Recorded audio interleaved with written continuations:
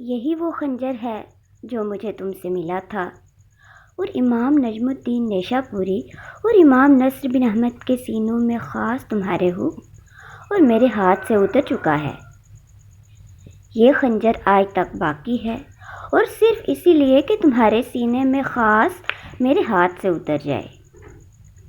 اسے اچھی طرح پہچان لو، تیار ہو جاؤ کہ انتقام کا وقت آ گیا۔ یہ کلمات سن کے علی وجودی پھر کانپ گیا اور ڈر ڈر کے کہنے لگا، مجھے نہ مارو، اب میں کبھی اس مذہب باطنیہ کی طرفداری نہ کروں گا۔ حسین، مگر تمہارا یہ عہد میرے دامن سے وہ خون کے دھبے نہیں چھڑا سکتا جو تمہاری سیاہ کاریوں سے لگے ہیں۔ یہ کہہ کر حسین نے علی وجودی کو زمین پر گرا دیا اور اس کے سینے پر چاڑ کے پھر اس کا خنجر اس کی آنکھوں کے سامنے کیا اور کہا، دیکھ اور خوب پہچان لے کہ یہ وہی تیرا خنجر ہے۔ در حقیقت علی وجودی کی موت بہت بڑی موت تھی۔ اس وقت تمام گناہ طرح طرح کی بھیانک صورتوں کا جامہ پہن کے اس کی آنکھوں کے سامنے کھڑے تھے۔ وہ ہزارہا مظلوم روحوں کو دیکھ رہا تھا۔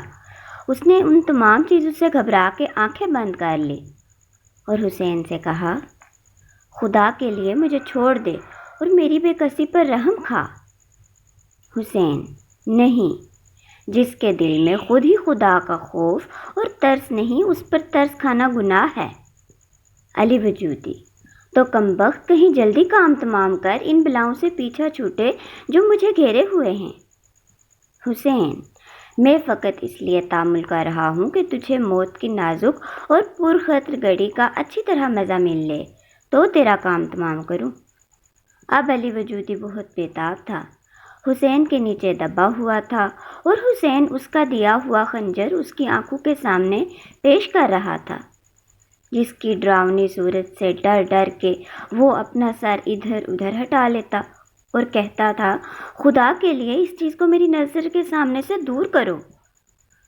آخر بڑی دیر کے بعد جب حسین نے دیکھا کہ بڑی دیر ہو گئی اور قریب قریب قلعے کی ساری رعایا قتل ہو گئی تو اس نے بھی خنجر سے علی وجودی کا کام تمام کیا۔ اپنے سب سے بڑے بہکانے والے سے یوں انتقام لے کے وہ پھر ہلاکو خان کے قریب گیا۔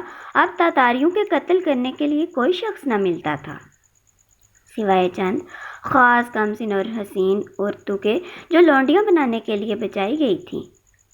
فی الحال التمونت میں کوئی شخص باقی نہیں رہا۔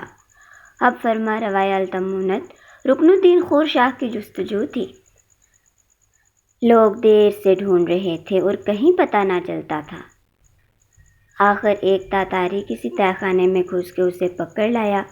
جیسے ہی وہ ہلاکو خان کے سامنے لایا گیا اور تاتاری سالار فوج کے آگے سر جھکا کے کھڑا ہوا، حسین نے جھپٹ کر ارادہ کیا کہ وہ اپنے خنجر سے اس کا بھی کام تمام کر دے، مگر ہلاکو خان نے چلا کے روکا اور کئی مغلوں نے بڑھ کے اس کے ہاتھ پکڑ لیے۔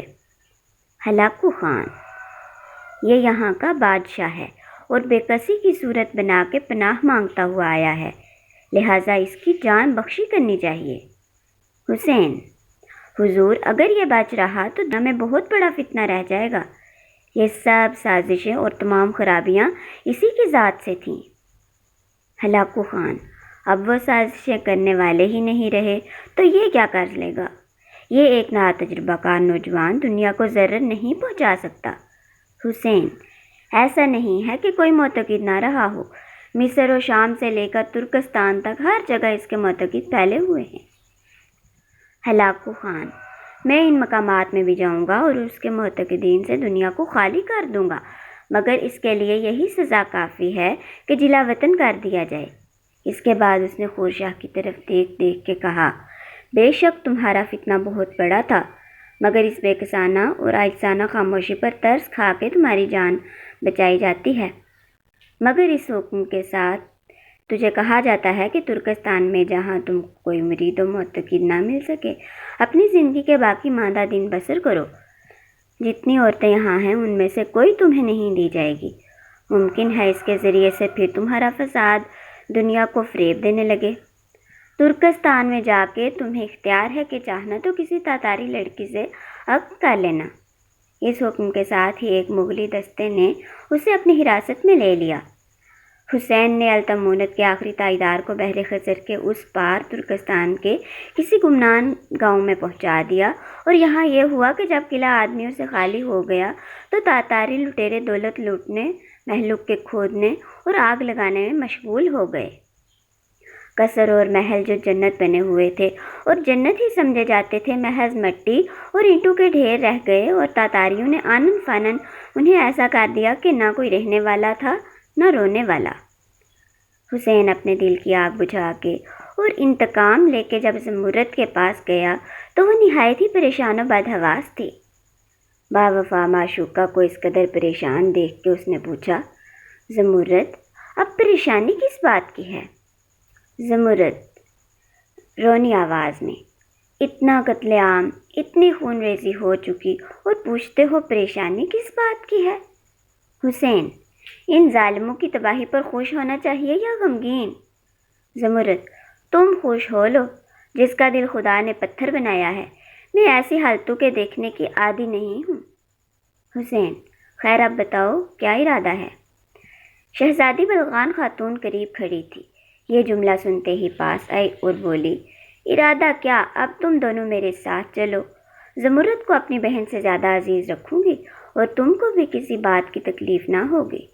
زمرد، نہیں شہزادی، ہم نے تو بڑے بڑے گناہ کیے ہیں، حج کا ارادہ کر کے گھر سے نکلے تھے، تقدیر نے ان مصیبتوں میں مبتلا کر دیا، اب ہمارا فرض ہے کہ پہلے حج کر لیں تو پھر کوئی اور کام کریں، اگر زندگی باقی ہے تو یہ فرض ادا کر کے ہم دونوں کرا کرم میں آپ کی خدمت میں حاضر ہو جائیں گے۔ میں جب تک وہاں جا کر خانہ خدا میں اپنے لیے دعائے مغفرت نہ کروں گی اس وقت تک یہ ندامت نہیں مٹے گی۔ حسین، بے شک زمرد کا کہنا ٹھیک ہے، میرا دل ہمیشہ مجھ پر لعنت کرتا ہے، شاید وہاں جا کے اس مقدس مقام میں دعا کر کے یہ بات دور ہو جائے۔ بلغان خاتون، یہ کیوں کر کہوں، دل تو نہیں چاہتا کہ تم کو جدا کروں، مگر اب تم کو اسرار ہے اور وہاں جانے کو اپنا فرض سمجھتے ہو تو مجھے روکنا بے فائدہ معلوم ہوتا ہے، لیکن میری ایک بات مان لو۔ زمرد، جو حکم ہو، آپ کا ہر حکم بجا لانا ہمارا فرض ہے۔ بلغان خاتون، تم دونوں باہم عقد کرنے کی غرض سے نکلے تھے، میں چاہتی ہوں کہ جدا ہونے سے پہلے تم دونوں کا عقد کر دوں، تاکہ وطن واپس جانے سے پہلے ہی مجھے معلوم ہو جائے کہ تم میں باہمی اتفاق کی صورت پیدا ہو گئی، اور یہ بات یاد کر کے میں اپنا دل خوش کر لیا کروں گی کہ تمہاری آرزوئیں میرے ہی ہاتھ سے پوری ہوئیں۔ یہ ایسی درخواست نہ تھی جس سے کسی کو انکار ہوتا۔ حسین نے صاف الفاظ میں رضامندی ظاہر کی، مگر زمرد مسکرائی اور ایک شرم کی آواز سے سر جھکا کر بولی، اب میں آپ کی لونڈی ہوں، جو حکم ہو اس سے انکار نہیں کر سکتی۔ دوسرے دن الصبح ہلاکو خان نے فتح کی خوشی میں اور مال غنیمت تقسیم کرنے کے لیے بڑا بھاری جشن کیا۔ بلغان خاتون کی درخواست اور ہلاکو خان کے حکم سے شیخ نصیر الدین توسی جیسے محقق کے زمانہ، جن کی تاتاریوں میں بڑی قدر و منزلت تھی اور جو اس موقع پر موجود تھے، حسین اور زمرد کا نکاح پڑھایا۔ اس کارروائی کے بعد سب آپس میں رخصت ہوئے۔ بلغان خاتون نے اپنے ہمراہیوں کے ساتھ کرا کرم کا راستہ لیا، ہلاکو خان نے اپنی فوج کے ساتھ آذربائیجان کی طرف کوچ کیا، حسین اور زمرد اسی شان سے عرض حجاز کی طرف روانہ ہوئے۔ مکہ معظمہ میں پہنچ کے اور غلاف کعبہ پکڑ کے نہایت ہی رقت قلب کے اور جوش دل سے مغفرت کی دعا مانگی۔ اس طرح گناہوں کا زنگ دل سے مٹا کے واپس روانہ ہوئے۔ چند روز اپنے شہر عامل میں رہے اور باقی ماندہ زندگی کرا کرم میں جا کے شہزادی بلغان خاتون کی صحبت میں صرف کر دی۔ ویڈیو اچھی لگی ہو تو لائک کریں، چینل کو سبسکرائب کریں اور بیل آئیکن پریس کریں۔